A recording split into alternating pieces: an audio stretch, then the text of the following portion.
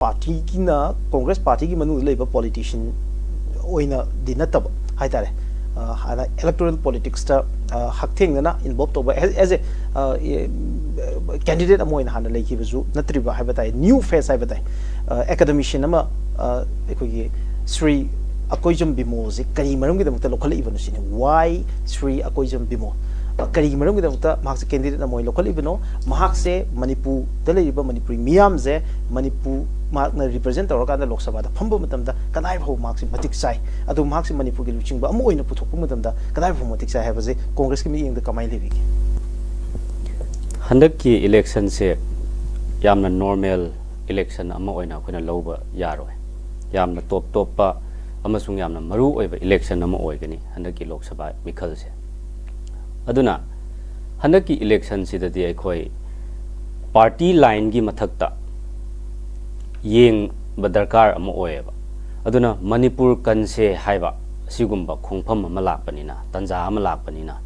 akhoi irrespective of the party workers magi leirammiba ama yengdana akhoi manipur praja gi ihul sentiment punamaksi yenga kanda hariba punamaksi akhoi ground reality si assess tawra kanda asuki matik qualified oiraba matik charaba JNU haidana khangnariba India gi akhoi democracy gi haurak pham ama oina institute makhal ama oina yengiba secularism karino mayek sengna masakta iba sigumba prestigious institution amada yamna chinglemba teaching profession amada leiriba asigumba akhoi gi oza amana leibak miyam gi damakta matam kaya gi mamangdagi handaki irang khakki wa nate tongan ba manipur gi burning issue kaya da matam kaya dagi tangkak naina akhoi saruk yaduna la aba miyam gi voice akhoi represent tawraga akhoi gi India lengak sida akhoi gi injustice kaya amabo justice ki damakta mana demand tawdana lakhiba akhoi loina ubirangani loina ningjang birangani irom sarmila gi matang dabu oiro natraga any manipur gi lura ba critical stage ta akhoi adugumba crucial oiba stage ta akhoi ojabi mola koijamna lawrakhiba amadi ngasi phawbada lawdana laiba role mayam se masi akhoi panbagi loiba nairoi aduna masidi election handaki lakadoriba election sidi chumnagi normal election ama oiroidaba maramna akhoi tarai ba candidate ama akhoi thadokpa yaroiba yamna leibak miyam gi khanba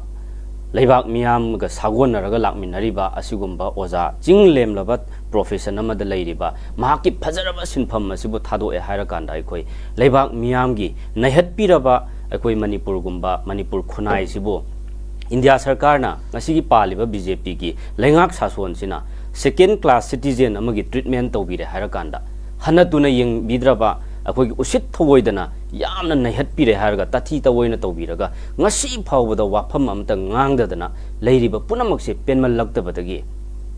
thagatliba manipur gi MP ani lok sabha gi rajya sabha gi MP ama manipur gi MP ahum maksina akhoi parliament manungda uiraga maningda last bench to the phamjal le harakanda wahi amata chu ngang bangamdaba kari gumba wahi amta ngang bangamdaba tho iba tha tarama thoi pharaba siguma manipur gi kanglup masen gi unkhatnaba irang sidaida akhoi waroisin amata su purake hotnadaba sigumba lengak sason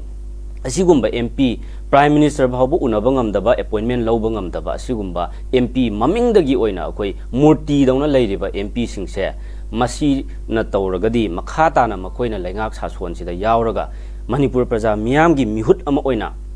parliament da chahi manga gi matamje manghallaga name sek ki MP oina leigadoi sarukpudi leibak kandaba yade na thoraiba asiguma matik charaba yamna jinglemlaba leibak ki asuki matik khanba tongan ba issue da akoi chahi lisang sitna kaya dagi akoi asigumba leibak ki ihauda yawduna laiba Sri akoi ojabi mol akoi jamgumbana INC gi mirep oina India block na akoi hairiba misak asi akoi gi mirep oina thadokpase masi soidana akoi MP ama oirakani miyam gi kholaw lawraga ngasi gi tumduna leiraba mamingtagi oiraba MP singsina lawriba role ga handak thorakadoriba MP sina lawrakadaba role ga se kayamna khenabagi haibado madu utnanabagi damaktani akoina coming back to my question ko often Congress ki meeting dagi thambiri ozabi molna in particular handaki thoiba irang sida karing karamba akhoi mana responsibility amadi contribution lowkhidana mahak se matik chai haigadori bano amasung mahak se on what basis manipur gi luchingba ama oi habada kadai bau matik chare habasi akhoi gi lok sabha da manipur represent over kadai bau matik chare habasi congress gi meeting lagi kamaina ubiri no habagi magi particular oiba point khedang thambiyo chume tha tara natraga tarama thoina mi amagi career natraga mi amagi magi activities lepa yaroi irang sigi matang sida khakta wa khara ngangaga masidaida thoraga akhoi miyam amangda social media da khara wa ngang kanda akhoi public ki applause phangaga madu hekta leader ne haiba yaroi ozabi mol akoi jamdi hujik thoiba tha tarama thoi pharaba irang sida su mahakna national media da lawriba role akoi gi local media da state ki oiba media singda akoi gi miyam gi tabidraba kholau si akoi kayamatik mana expose to bidana marik chumna miyam si akoi gi india lengak sina confusion nama akoi gi stage ta leirambado clear cut clarification ozabi molna pp dana matam chana madugi asoiba mayam do chumthok e harakanda thoiba thogdok asina asini sarkarna lawriba phirepna masini prajana pamibana masini kangrup amana sauri sina sigini kanglup amana pendribesina sigini masi tawragadi sumaina oiba yai aduna sarkarna lawriba phirep yengiba mityengsina asini sumaina semdok piragadi hena phabo oigani haidana mit nakong oihalliba india pumbagi akhoi media punamakta akhoi mit nakong oihalle harakanda manipur prajagi phongdok pangamdraba pendraba manungdo omga chaaga leiriba mayamse wakat mayamse mahakna miyam gi voice represent to bide harakanda matam chana right time right place right platform da mana to bide harakanda asiguma maru oiraba role kya lobirakanda irang siga mari leina na su mahakna choba thodang akoi concrete oiba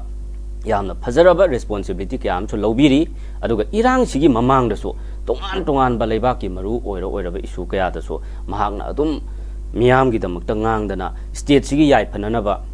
Saukhat pa khunai ama oinanaba hena afaba tinjang kaijang daba manipur ama oinabagidamagta mahaknam thodang kaya ama loduna lakpani haibase sumain thamjage okay thank you so much mathang si ekoi congress party gi meeting dagi ekoi ozabi mose kadai fobo matik chawa amasung mahak na manipur gi luchingba mo oi bada manipur gi oina kadai fobo kana gani haibo wafam yam thambiri